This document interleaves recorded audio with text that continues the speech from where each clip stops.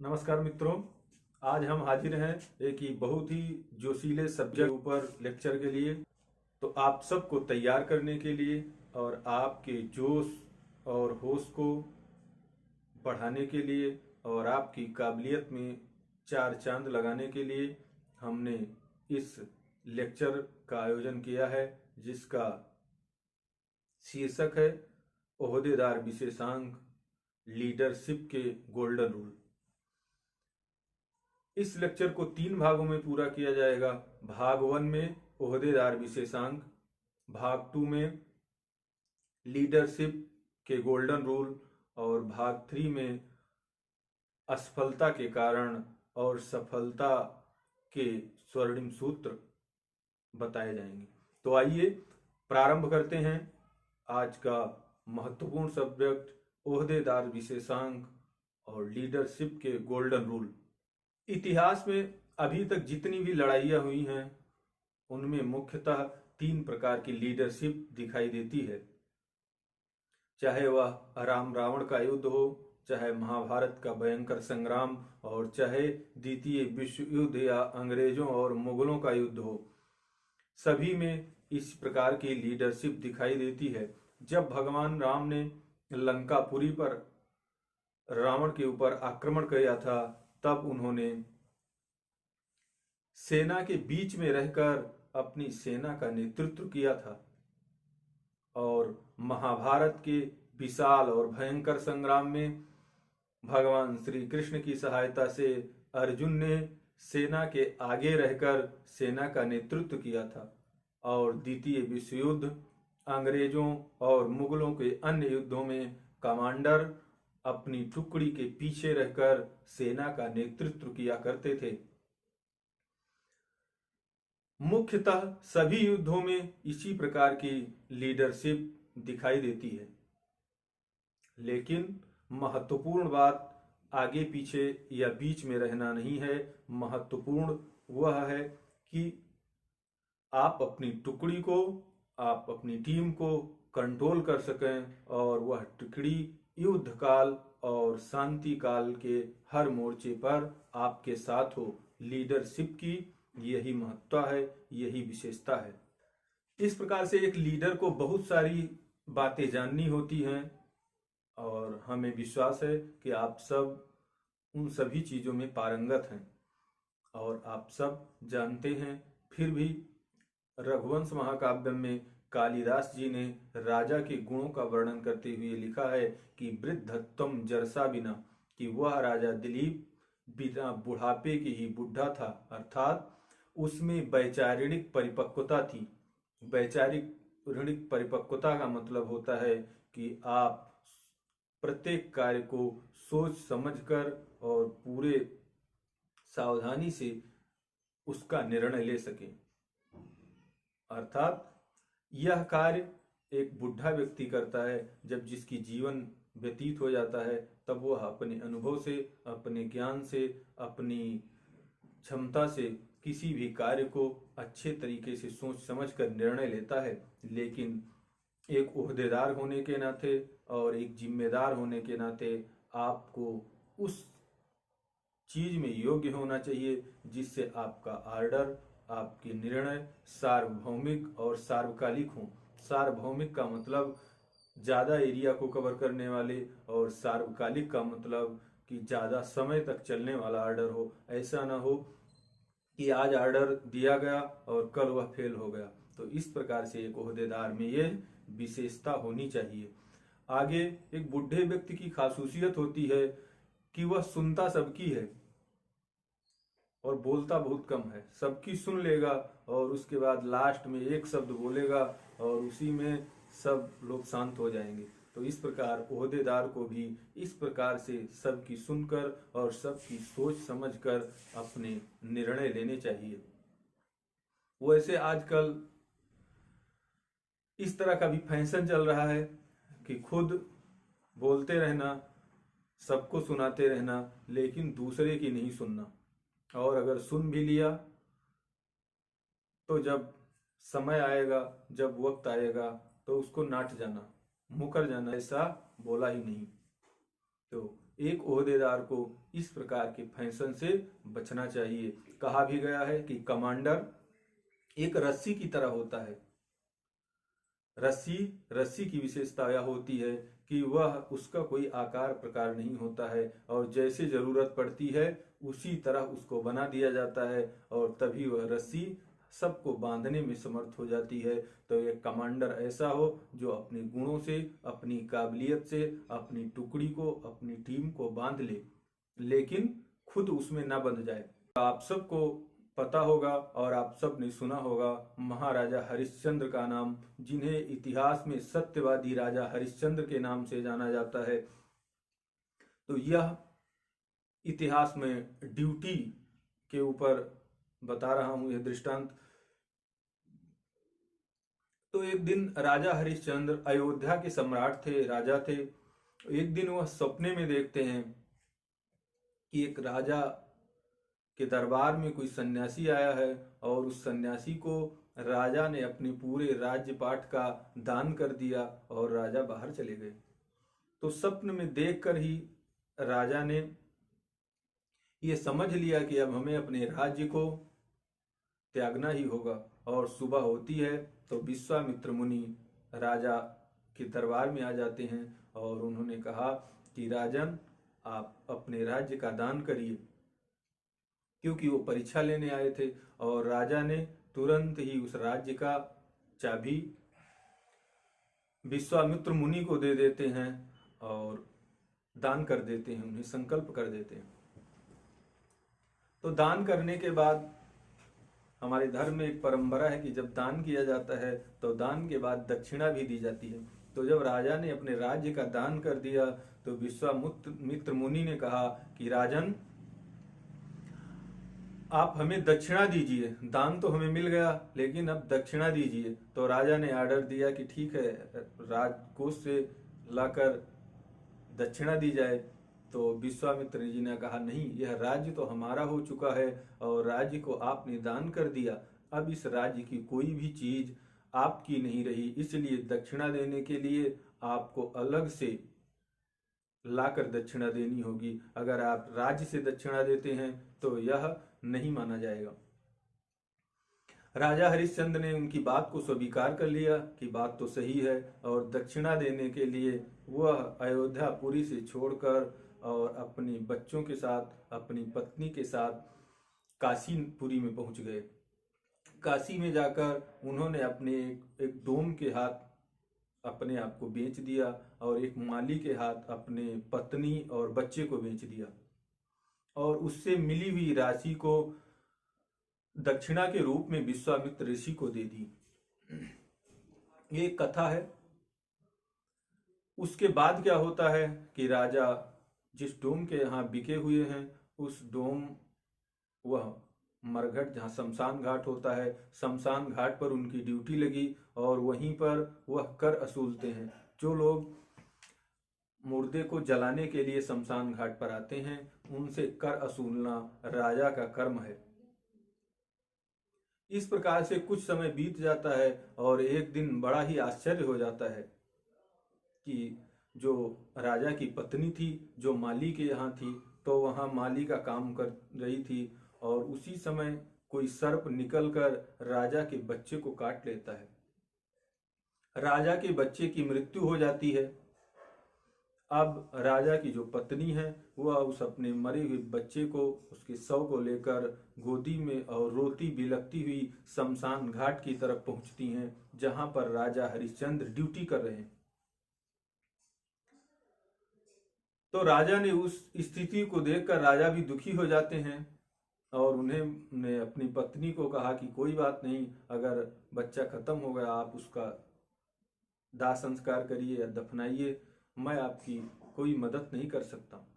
तो रानी ने कहा कि ठीक है, आप हमको दफनाने के लिए आज्ञा दीजिए, मैं लड़के को इस शमशान घाट में दफना देती हूँ। तो राजा ने कहा कि नहीं, आपको दफनाने से पहले आपको यहाँ का कर देना होगा, क्योंकि मैं जिसका नौकर हूँ, जो हमारी ड्यूटी है, मैं बिना कर लिए किसी को शमशान घाट में मुर्दा जलाने या दफनाने नहीं देता, इसलिए आपको कर देना ही होगा। इस पर उनकी धर्मपत्नी बिलखने लगी और बोली कि राजन, हमारे पास स्वामी, हमारे पास कर देने के लिए कुछ भी नहीं है। मैं आपको कर रूप में क्या देख सकती हूँ और आप जानते हैं। राजा ने कहा कि नहीं, कर तो आपको देना ही होगा, यह हमारे कर्तव्य के खिलाफ होगा। और इसके बाद राजा ने कहा ठीक है, अगर आपके पास कुछ भी नहीं है तो आप जो धोती पहनी हुई हैं उस वस्त्र को आप फाड़कर आधे वस्त्र को हमें कर के रूप में दे दीजिए और आधे वस्त्र से आप अपने तन को ढक लीजिए। उसके बाद मैं आपको दफनाने के लिए अनुमति दे दूंगा और उस आधे वस्त्र को मैं कर के रूप में अपने स्वामी को दे दूंगा, अर्थात मालिक को दे दूंगा। ऐसा करके जब राजा हरिश्चंद्र की पत्नी अपने वस्त्र को फाड़ने लगती है कर देने के लिए, उसी समय भगवान और विश्वामित्र दोनों प्रकट हो जाते हैं और उन्होंने भगवान राजा हरिश्चंद्र को दर्शन देते हैं और उनके बच्चे को भी जीवित कर देते हैं, उनके पत्नी को भी मना कर देते हैं और उसके बाद उनके लिए हुए राज्य को भी वापस दे देते हैं। अब यहाँ पर प्रश्न उठता है कि राजा ने भगवान के प्रति कुछ नहीं किया है, उन्होंने किसी के प्रति कुछ नहीं किया है, उन्होंने केवल और केवल अपनी ड्यूटी को निभाई है, ईमानदारी पूर्वक अपने कर्तव्य का पालन किया है और अपने वचन को निभाया है।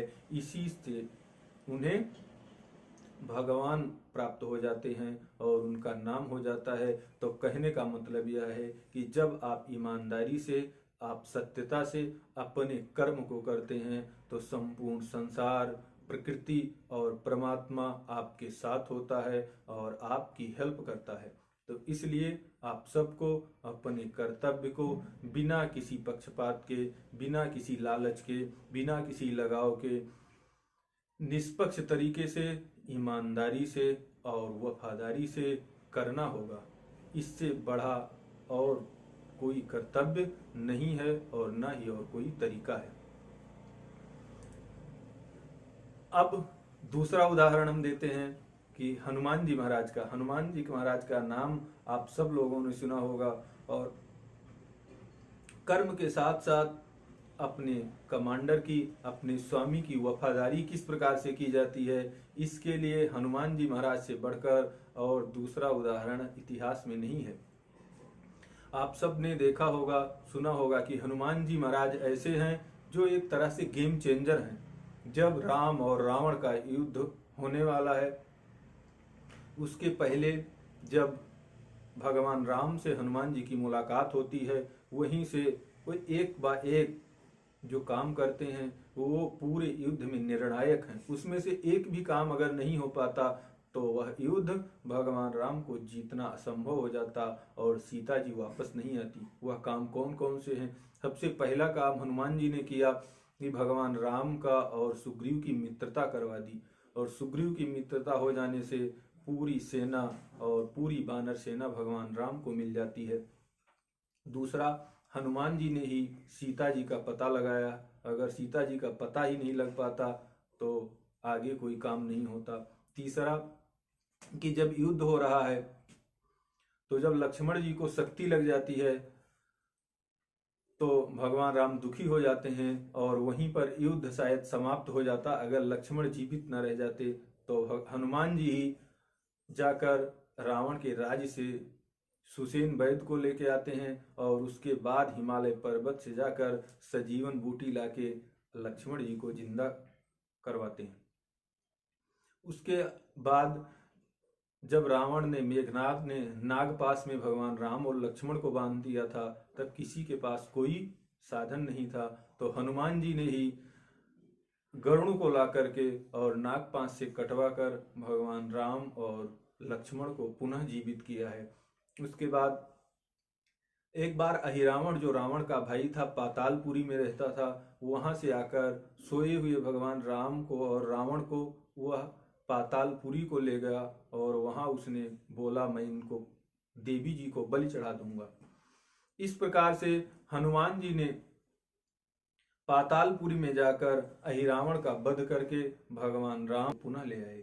इसमें से एक भी ऐसा कार्य नहीं है जो संभव होता। असंभव काम थे, लेकिन उन सभी असंभव कामों को कर कर और हनुमान जी ने इस युद्ध के रुख को, युद्ध के गेम को पलट दिया और इसकी वजह से भगवान राम विजयी हो जाते हैं और सीता जी को लेकर अयोध्यापुरी को आते हैं। लेकिन इन सब के बावजूद भी, इतना कार्य करने के बावजूद भी भगवान हनुमान जी कभी भी राम जी से विमुख नहीं होते। हमेशा हाथ जोड़े उनके पास खड़े रहते हैं और हमेशा वो यही कहते हैं कि ये भगवान आपके आशीर्वाद से मैं कर रहा हूँ, आपकी कृपा से कर रहा हूँ, आपके आर्डर से कर रहा हूँ, इसमें हमारा कुछ भी नहीं है। तो यह वफादारी है और इस वफादारी स्वरूप जो हनुमान जी हैं वह भगवान राम के सबसे प्रिय हैं और उनको उन्होंने अपनी टीम में सम्मिलित किया। और जब अंगद, सुग्रीव इत्यादि सब लोग चले गए, लेकिन हनुमान जी नहीं गए। हनुमान जी भगवान राम के साथ अयोध्या में ही रहते हैं और आज भी ऐसा माना जाता है कि बजरंगबली का निवास अयोध्या में है, अस्थाई है, क्योंकि वह भगवान राम के प्रिय हैं। एक इसमें छोटी सी कथा आती है कि एक बार सीता जी अपने मांग में सिंदूर लगा रही थी, तो हनुमान जी ने देखा तो बोला, माता जी आप ये क्या कर रही हैं? उनको मालूम नहीं था। तो उन्होंने हनुमान जी को बोला कि जब मैं ये सिंदूर लगाती हूँ तो राम जी की, आपके स्वामी की जो उम्र है वो बढ़ जाती है। तो हनुमान जी ने कहा, अच्छा, आपके सिंदूर लगाने से भगवान राम की उम्र बढ़ जाती है? बोला हाँ। बोला ठीक है। तो हनुमान जी गए और तुरंत जो सिंदूर की डिब्बी रखी थी बाहर, उस पूरी सिंदूर को पूरे अपने शरीर में नहा लिया, पूरे शरीर में लगाकर और सीता जी के पास आ गए। बोला, ये हनुमान जी ये क्या किया तुमने? बोला, अगर आपकी इतना सिंदूर लगाने से भगवान राम की उम्र बढ़ रही है तो मैं अपने पूरे शरीर में सिंदूर को पोतन करता हूँ, सिंदूर लगाता हूँ, जिससे हमारे राम, हमारे भगवान बहुत लंबे समय तक जीवित रहें। भगवान हनुमान जी के इस भक्ति को देखकर, इस प्रकार के निश्चल प्रेम को देखकर सीता जी ने उन्हें आशीर्वाद दे दिया कि जिस प्रकार आपने ये सिंदूर जिस दिन अंग में लगाया है वह आपके सभी अंग वज्र के समान मजबूत हो जाएंगे और आपके शरीर पर लगे हुए इस सिंदूर को भी जो लगा लेगा उसका कल्याण हो जाएगा, उसे किसी प्रकार का संकट नहीं रहेगा। तो यह वफादारी की, यह निष्ठा की और यह कर्तव्य का उदाहरण है, जिसे आप सब लोग, हम कई बार अपने कमांडर को, अपने सीनियर को विश्वास नहीं करते हैं, अविश्वसनीय हो जाते हैं या उल्टा बोलने लगते हैं या कई तरह के कटाक्ष करने लगते हैं, कई तरह का तर्क वितर्क करने लगते हैं। लेकिन किसी भी परिस्थिति में हमें अपनी सेना से, अपनी सेना के कमांडर के, अपने सीनियर के ही साथ रहना है। सत्य वही है जो हमारे जितने भी जो सीनियर ओहदेदार हैं वो कहते हैं, सत्य वह है। सत्य की हमें खोज करने की जरूरत नहीं है, सत्य हमें मिल रहा है और उसका हमें पालन करने की जरूरत है। तो इस कर्तव्य निष्ठा और वफादारी का यह उदाहरण है और यह आज से नहीं है, आदिकाल से है। तो इस प्रकार से आप अपने जीवन में इन उद्देश्यों को अपना सकते हैं। इसी के साथ आप सबकी अच्छी बुद्धि, अच्छी लीडरशिप की कामना करते हुए हम इस ओहदेदार विशेषांक को संपन्न करते हैं। अब अगला भाग होगा भाग 2, जिसमें हम लीडरशिप के गोल्डन रूल के बारे में चर्चा करेंगे। तो इस भाग को यहीं पर संपन्न किया जाता है। धन्यवाद। जय हिंद, जय भारत।